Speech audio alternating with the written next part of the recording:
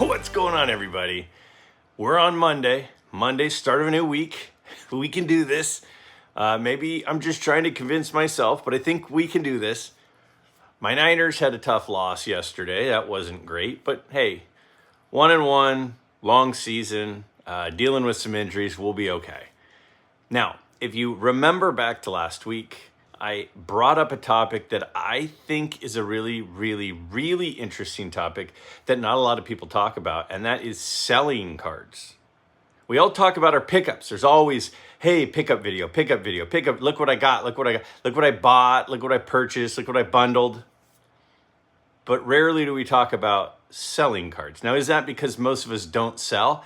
I don't believe that to be the case. I think a lot of us sell. I think a lot of us sell cards. And some people just buy, but most people do some buying and some selling, or you remove this portion of your collection because you're not really into that anymore. You're more into this other thing. So you sell over here to be able to buy over here. Maybe you sell to try to make a few dollars to be able to afford the next card. There are a lot of reasons to sell, and it's just not talked about. So when I asked last week, hey, what's the most recent card from your PC that you decided to sell? But more importantly, why did you decide to sell it? Again, I am a person, and the reason I'm so long-winded, the reason I talk so much is because the answer, the what, is not always that interesting. To me, the why is the interesting part. So when somebody asks me a question, I could just tell you yes, no, maybe, whatever it is, pretty quickly. But that's not super interesting to me. Why people do things, why I think the way that I think, why I make the transitions in the card hobby that I do is what I think is interesting. And why people sell is a big part of the hobby for most of us, but we don't talk about it. Well, we're talking about it this week.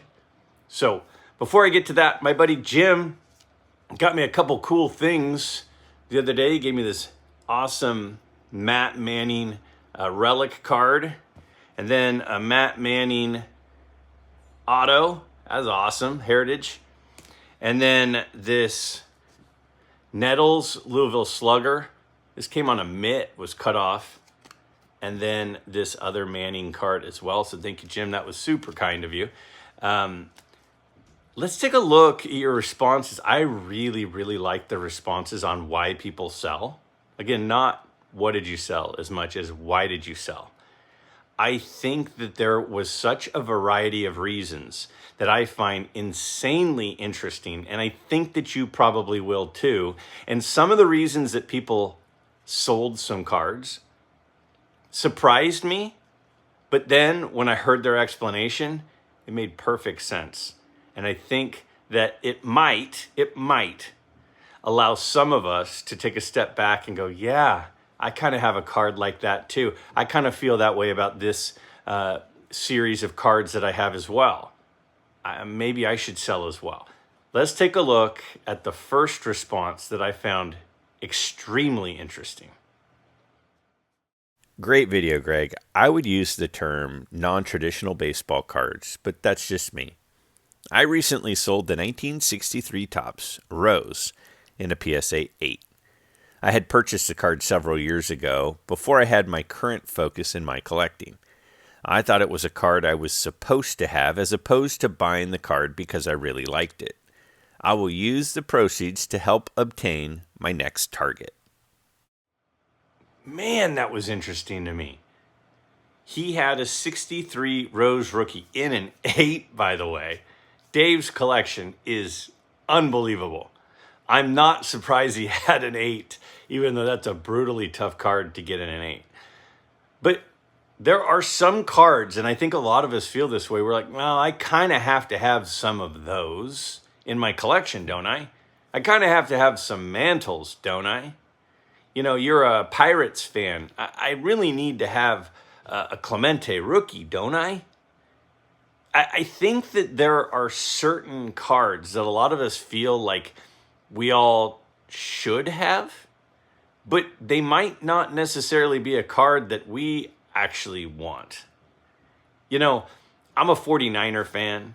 So, yeah, I really do want a Montana rookie and a Jerry Rice rookie. And I showed those over the weekend in my football card collection share, I guess I'd call it. And I really, really wanted those cards. There are some other cards that I kind of felt like I should want this card, right? I should want a Steve Young rookie card, shouldn't I? Now he has, the USFL card and the Topps card. I should want the 86 Topps Steve Young, right? I had it at one time, but he's in a Buccaneers uniform. It's just an okay shot of him. It's hard to get in good condition. One in high condition is pretty expensive. It feels like I should have it in my collection, but I don't really want it in my collection. And I don't have one in my collection. Now, if I got a great deal on it at some point, will I pick one up? Yeah, I'll pick one up at some point. But it's not a card I want to spend a lot of money on. Even though as a 49er fan, it kind of feels like I should have a nice example of that. Are there cards that you have in your collection that you don't really like the card, but it seems like you kind of should have the card? If you're a Hank Aaron collector and you have a bunch of Hank Aaron cards, what about the Hank Aaron cards that maybe you don't like? I mean, for me, if I'm a Hank Aaron collector, I'm probably not that interested in the Hank Aaron cards where he's on the Brewers. I don't think that I would be all that interested in those cards. But as a Hank Aaron collector, do you feel like you should want that Hank Aaron card because it's a Hank Aaron card? Should we be buying cards that it seems like we should be collecting, and it should be a part of our collection, even if we don't actually like it? I find that interesting. If you're a big Reds fan, but you just don't like the Joe Morgan rookie card, and there are a lot of reasons to maybe not be a fan of that card, and the card is super affordable, do you feel like, oh, I gotta buy one because it's his rookie card? Maybe.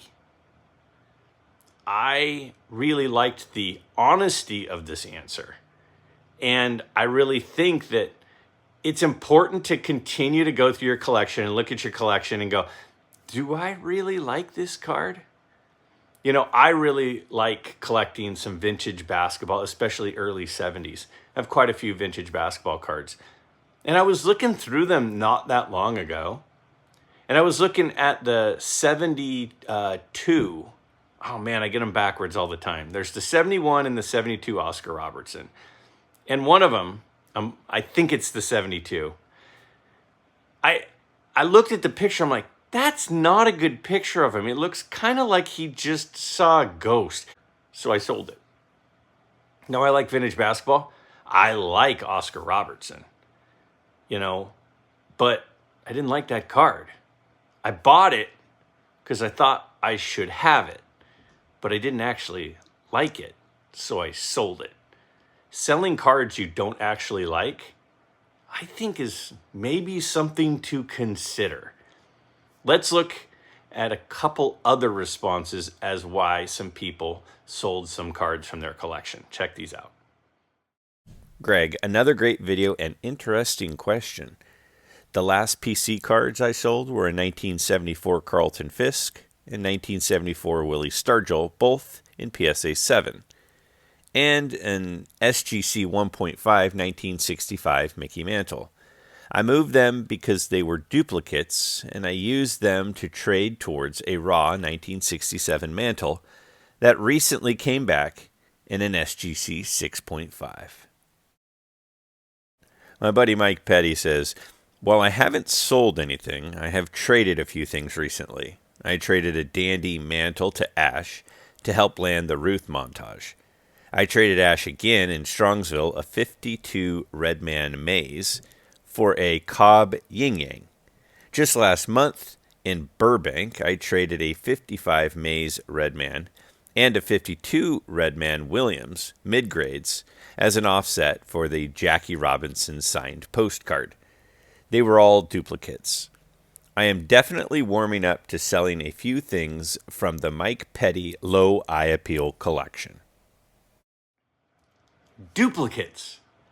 Do we really need duplicates?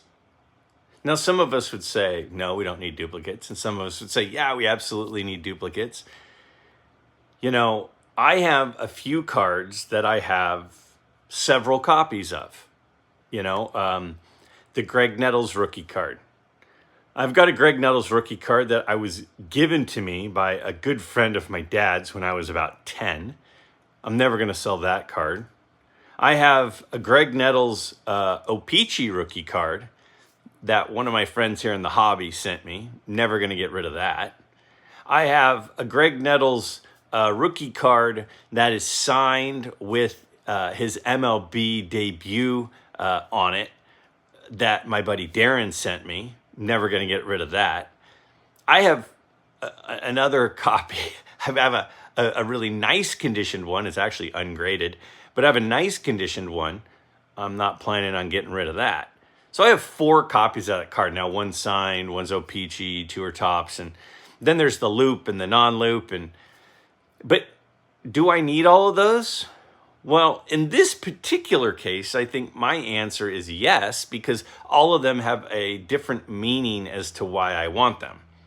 If I had just been online and bought several of them, I mean, my friend Dylan, Double D Vintage Baseball Cards, he kind of famously has talked about how many different copies of the Robin Yount rookie card he's had. Because that's like his favorite card. It was like the first big card he ever saw, all that kind of stuff. And he has since sold several off, but still has multiple copies. My buddy Mookie Chilson. Mookie has several copies of the second year Tom Seaver card. And there's a variety of reasons why he has the different copies. Again, similar to mine, where he's got signed, he's got, pinholed ones, he's got nice condition ones that are slab. And that's one thing, but do we need to have multiple copies of a card if there's not like a story attached? If there's not like a meaningful reason why that card is more special, do we need multiple copies of it? My friend John Mangini, he's got several copies of the Dave Parker rookie card. He loves Dave Parker. He loves the Pirates. He loves the rookie card. And he's got a bunch of copies of it. Do we need to have multiple copies? Now, some people say yes, some people say no.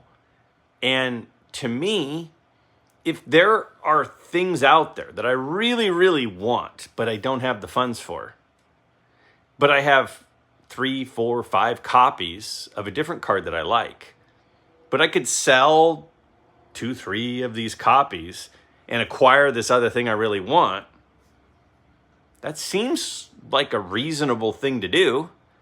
But again, not if there's meaning behind the card. Because again, whenever there's meaning behind a card, the value of that card is more to us than to whoever someone would pay for it. There are certain cards that are way more valuable to me than anybody else on the planet would ever pay for that same card. My 84 Fleer Update Clemens that I got in, basically, I won a raffle, got to use the money to buy something at the card show, and I bought that card. No one would ever pay me the amount that it's worth to me. So when we take the meaning away and we just look at just cards in our collection, I totally see why you might have some duplicates that would be worth liquidating to afford some other cards in your collection that you really want. Makes sense to me. My answer for next week's question: a while back, I sold a 1985 O-Pee-Chee Mario Lemieux rookie card in a PSA 7 to help fund the same card in an SGC 8. I like how the card looked in the SGC slab a lot better and didn't have to pay that much more for the higher grade. To answer this week's question, the only time I've sold something from my PC was to upgrade that same card. Normally, once I consider something to be part of my PC, it's locked in. All right. So trading up for a better copy of a card. Now, this is something that I've long considered and thought about. If there's a card that I really want, is it better to acquire a lower grade one and say, I'll upgrade it later? Or is it better to just hold out and wait until you can afford the nice one that's going to be your forever copy of the card? And if you do decide to wait, is it possible that the card you get priced out? It's like, I know I use housing examples a lot, but should you just buy the starter house to get into the markets, to start acquiring some equity, to stop if the market were to continue to go up in housing, you stop falling behind, because at least if the market is going up, then your property is going up? Should you get the starter house, or should you sit on the sideline? And should you wait and save and save and save and save until you can afford the house that you want to stay in for quite a while? There's not a right or wrong answer, and I totally understand in both of these examples wanting to get a card and then deciding, yeah, I kind of want a nicer one. Now, I've always been a person that every time you sell, you lose, right? If I buy a house and then I sell it, I have to pay all these realtor fees. I have to pay all these closing costs. And so I've basically taken the plug out of the drain as I'm trying to fill up the tub.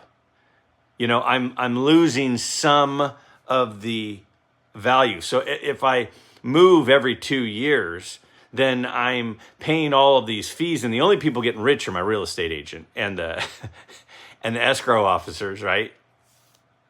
Well, with cards, if I keep buying, if I buy a card that I want in a 3 because that's all I can afford, and then I sell it so I can upgrade to a 4, and then I sell it so I can upgrade to a 5, the only person that's getting rich is probably eBay, right? And the state in sales tax. I'm not getting, I'm getting ahead, and I get that. And I'm not saying it's wrong. I'm not saying it's bad. I'm not saying it's good. I'm just saying I totally understand this perspective. But if we do that, it's really hard to move up whenever you move up, you lose a portion of the equity to whatever fees are involved in the sale. So generally speaking, what I try to do personally is I try to wait and wait and wait until I can buy the copy that I've always wanted, and that can stay there. I recently talked about the 3 big pickups that I had over the summer. My 57 Topps Brooks Robinson rookie, my 54 Topps Ernie Banks rookie, and my 48 Bowman Yogi Berra rookie. I did not rush. I wanted those cards for 30 years. I did not race to just get one. I waited and I waited and I waited and I waited until finally I was able to acquire the right one. And now that I have the right one, I don't need to upgrade. And then by not being able to upgrade, I don't have to pay all those selling fees. But I didn't get to have it all the way along the journey. I just waited for a long time. And during that time, the values of them went way up, and they were harder and harder to strive for just because the values got so expensive. There's one card that I can think of from my collection that I'm like, I just want to get it, and then I'm going to worry about getting a better one later. And that one card is the Jim Brown rookie card. I bought a 3, and I like it. It's a nice card. It's pretty well centered. It's got okay corner. I mean, for a 3, I think it's a really nice 3 for a 3. I think it's a higher end 3. But it's not as nice of a Jim Brown rookie card as I'd like to have. I'd like to have a nicer one. So at some point, I am probably going to sell mine and trade up to a nicer one. They can get pretty expensive, but I kind of was just at the point where I'm like, on this particular card, to me, this was like the football card that I always wanted. I mean, I wanted the Rice rookie, I wanted the Montana rookie, but the vintage card, that was like the vintage card. The best vintage card for me would be the Jim Brown rookie card. And I just kind of got tired of being patient with that one. So I said, you know what? This is a pretty decent one. It's a pretty decent price. It's pretty nice for the grade. I'm just going to buy it. And I bought it. But it's not going to be my forever copy. I will upgrade that card at some point. But now that I have one, the pressure of me feeling like I need to do it tomorrow is off. I can go, okay, I'm in the market. If the card goes up, then the value of mine goes up. If the card goes down, then the value of mine goes down. But I've kind of locked in at sort of a price-ish level of that card. In case the prices were to fluctuate, I'm locked in. But it's not my forever card. Generally speaking, that's not how I do things. What I generally do is I wait to buy the forever copy. But that is an example of when I did it. And I totally understand if you have a copy of a card and you like it, but you don't love it, deciding, I think I'm going to liquidate this one to step up to a better one, to the one that really, really fits your eye. And I think that there are times that that's the right move. Absolutely. So I totally get it. Here are my thoughts on your this week's question. And this is a true story. The last time I sold a card, believe it or not, was back in middle school, I think. I had a Charizard Pokemon, first edition. Had sold it to someone who was a childhood friend. His mom came to my parents' house and brought me the cash in hand, $150. This transaction occurred in the early 2000s when the hobby had been, in what I would describe the hobby as smaller, and a cooling off, still recovery period from the junk wax era. So yeah, that card, especially if it were in great condition, would be valued somewhere probably four figures. However, I was around 12 years old, I believe, and I was happy to have the $150 and probably from there moved out of Pokemon, and sports was my own card collecting focus. I was already collecting baseball and other sports too, but even more so after that sale. That being said, I haven't really sold any PC cards, which I can remember in my adult years. There are different reasons for this, though. For one thing, I don't really spend thousands or $1,000 on a singular card, or just in general, all at one time. Haven't been to Strongsville or a National yet. It also could be difficult to sell, as one of the other comments mentioned. The nostalgic, the sentimental part. That also being said, I would also disagree that selling a card or cards doesn't mean someone is or isn't a true collector. Whether you need the money to fund your hobby or just feel like it is the time to sell and have the cards go to a good home. Both sides could and hopefully will be happy and benefit from the deal. The last sports card I sold was a Jackie Robinson 48-49 Leaf rookie card, SGC 5, in October of 2020. I had the card for about 22 years as I bought it in the late 90s for $700 ungraded. The card's color was outrageous and registration the best. Corners sharp, but way off center right to left, also the back top to bottom. I was watching the marketplace on auctions, and for the first time on this card, watched each auction the price go higher. I could not resist and decided I could do without, and the money was calling. I was not a YouTube listener at the time, so the iconic thought of the card never entered my mind. I missed the peak by a few months and possibly could have made another $5,000, but who can time the market? I wasn't unhappy as it went for $14,400. I also sold in that auction my 57 Topps football high grade set and my Diamond Stars, which I had all the Hall of Famers. It was fun at the time to see how much I could make, and it was fun watching the auction. My only regrets was seeing the prices today, but at the time it was very satisfying. I have not sold anything since and only have bought. I did have a massive comic book collection that I sold complete to a collector dealer before moving to Nova from Denver, my home for 47 years. That money I used to buy a beautiful baby grand piano, which I love to play. The money has not always gone back into my collection.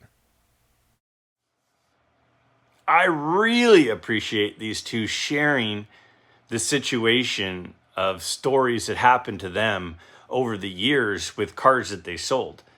And especially I appreciate it because they're both acknowledging that while they took out the money, they cashed out the card for money, if they had waited, they would have done better. And a lot of us don't like telling the story of, yeah, I did well on this, but I didn't do perfectly on this. A lot of people don't want to share those stories. A lot of people just want to share the stories of selling at the absolute peak or buying at the absolute bottom. You know, not many people want to talk about the one where, yeah, I did okay, but I could have done a lot better. And that's what both of these stories do. The thing I take away from these is there are times that you just want to kind of cash out. You just say, you know, not even that you want to cash out. I guess that's not the term. It's not that you want to cash out. It's that there comes a point with some cards where the card is more valuable to you than someone else, like with my Clemens. And there are times where the card is more valuable to someone else than it is to you. Now, I think we've all had examples where we decided to sell something because the card went up to a level you're just like, that's kind of crazy. This price is crazy. You know, my dad, you know, I've talked several times, sold off his 59 and 60 complete sets that were all in PSA holders. His 60 set had an average grade of an 8. Every common, every star, every player, the average was an 8. It's still retired on the PSA set registry. It's called the Miller Collection. And the thing about that is he sold not because he didn't like the cards anymore. He still loved the cards. But he said, someone else loves these cards more than I do. Now, I've long used this analogy kind of situation with my dad, and he always shakes his head and goes, that's not actually true, but I'll run it by you all and see what you think. Every day you have a card that you don't sell, you're basically buying it at that price. If you have a card that you could sell and net $1,000 for it, right now you could list it, after all the fees and everything, you could walk away with $1,000. To a certain extent, if we're talking about the opportunity cost, you can either have the card or you could have $1,000. Aren't you basically buying that card for $1,000? You could have $1,000 or you could have the card, and you're choosing to keep the card. You're choosing to keep the card instead of the $1,000. So you're basically buying it at $1,000. Now, if that card goes to $2,000, you could have the card, or you could have $2,000. And if you decide to keep the card, then you're essentially trading $2,000 for the card. And my dad always goes, well, it's not exactly like that. Well, it's not exactly like that when there's a meaning behind it. You know, there are some cards I'll never sell because the meaning makes that card way more valuable to me than the other person, like I mentioned earlier. But then there are people who buy cards and they go up to a point, you're like, I like having this card, but that person values it way more than me. And I think that's what happened here with the Pokemon card. And I think that's what happened here with the 48-49 Leaf Jackie Robinson card. Is the price got to a point you're just like, It's time to cash out.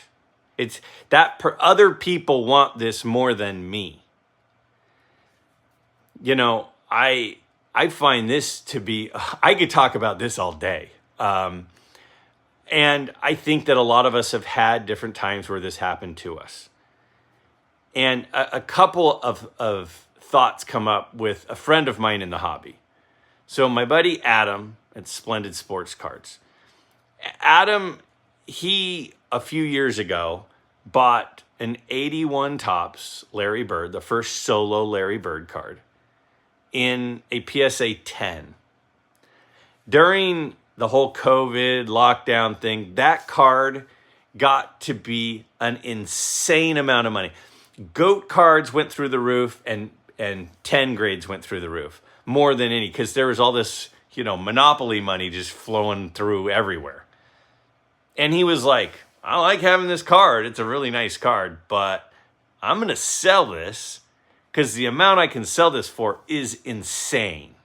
Like thousands and thousands and thousands of dollars, because it was graded a 10 instead of a 9. And if it was graded a 9, it would not be worth tens of thousands of dollars. And that's so silly. Somebody else, I'll let them pay this for this. Made perfect sense to me. Now, have you had a card do that?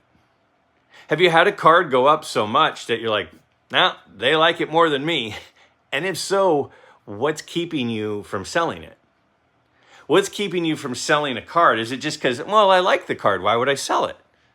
Well, yeah, but you could sell the 10 like Adam did and buy a really nice 8 or a 9 that looks very similar, may even be a better looking card, and keep thousands of dollars.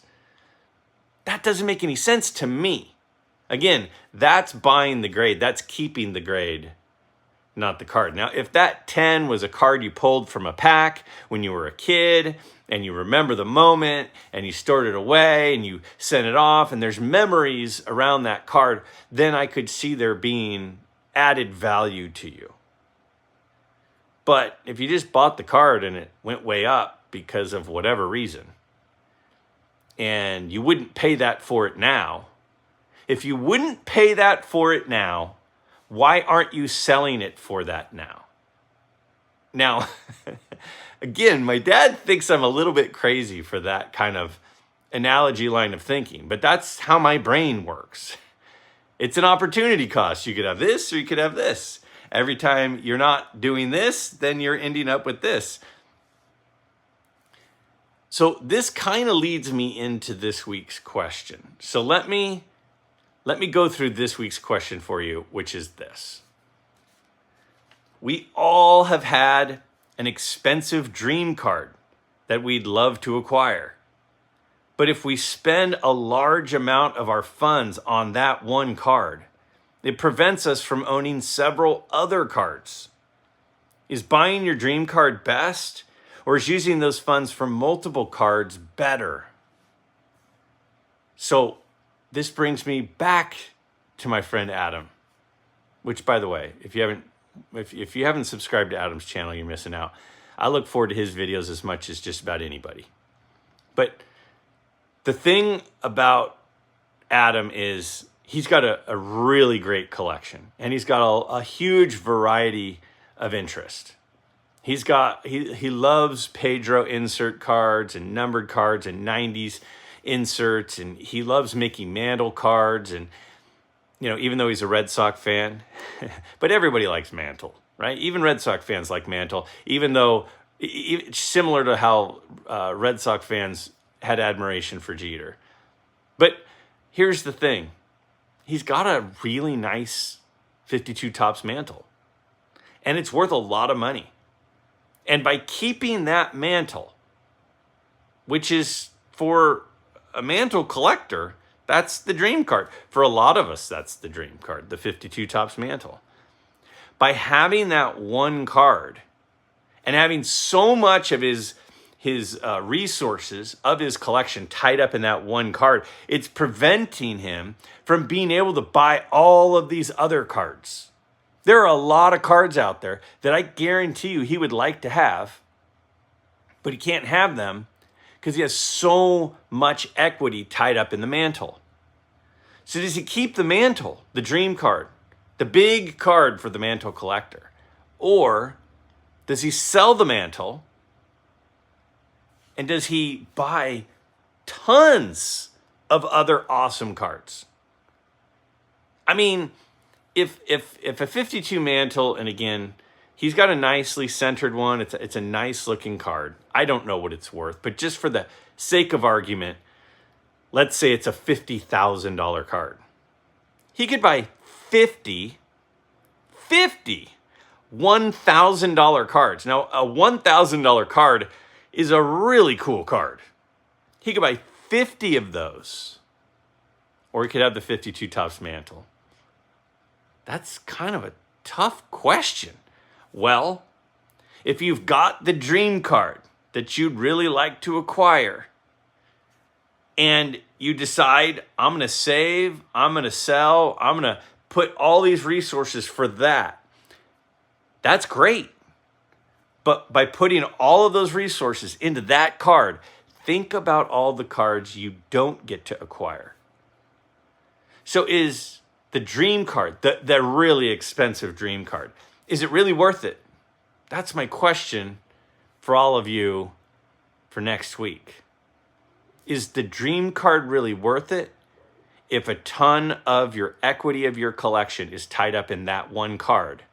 Which means there's a lot of cards that you won't be able to acquire. Or is the ultimate goal to have that dream card? And it doesn't matter. I want that card more than what I could have gotten instead. That's my question, and I'm really interested in hearing what your answer would be. Dream card or no, all of these other things. But more importantly, why? Are you a dream card collector, or are you a really cool card collector where you have more of those cards in your collection? Let me know what you think.